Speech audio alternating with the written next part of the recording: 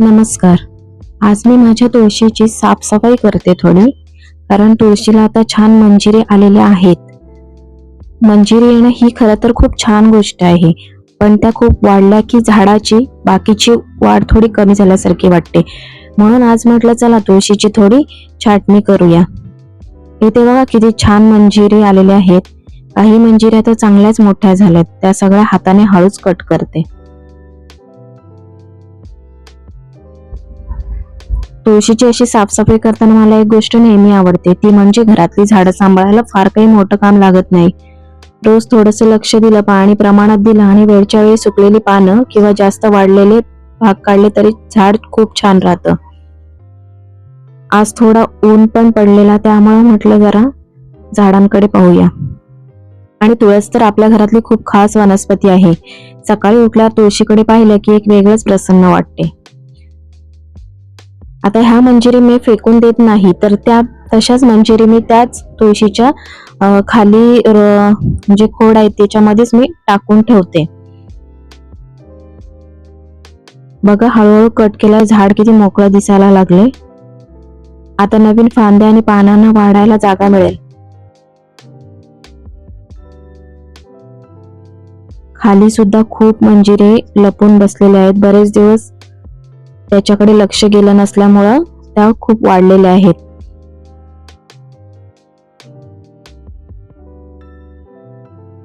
आता बघा मी हे बाजूला पण ज्या लावलेल्या आहेत तिथे पण जरा जाऊन बघते.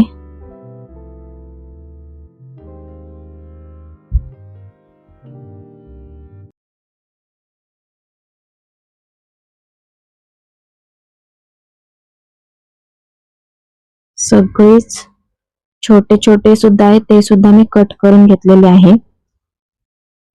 आणि मध्येच बघा ही एक तुळशीचं रोपट आहे, त्याच्यामध्ये गोकर्णाचं जे पावसात झाड येतं ते आलेलं आहे. पूर्ण बिळखा घातलाय त्या तुळशीला.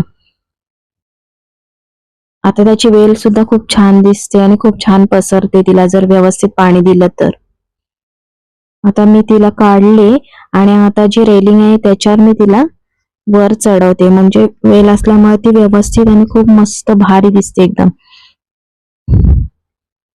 आता छोटीच आहे त्यामुळे मी तिला वर पीळ मारलाय, पण ती खाली पडते.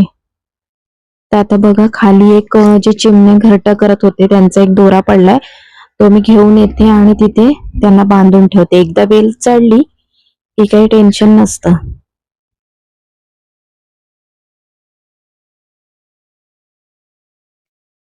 थोडं बांधून त्याला ठेवायला लागतं, नाही तर सारखी खाली पडते ना ती.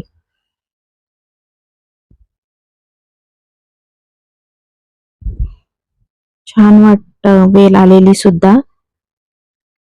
तुमच्याकडे तुळशीचे झाड असेल तर त्याची अशीच काळजी घ्या, वेळच्या वेळी साफसफाई करा.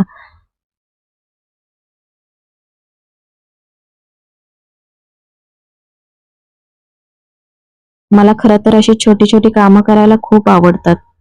आता तुळशीची छान छाटणी झाली आहे, चला पुढच्या कामाकडे वळूया. बघा कसं छान ते गोकर्णाचं रोपट सुद्धा दिसतंय.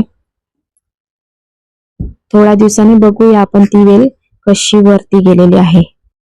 आणि प्लीज व्हिडिओला लाईक आणि चॅनलला सबस्क्राईब करा.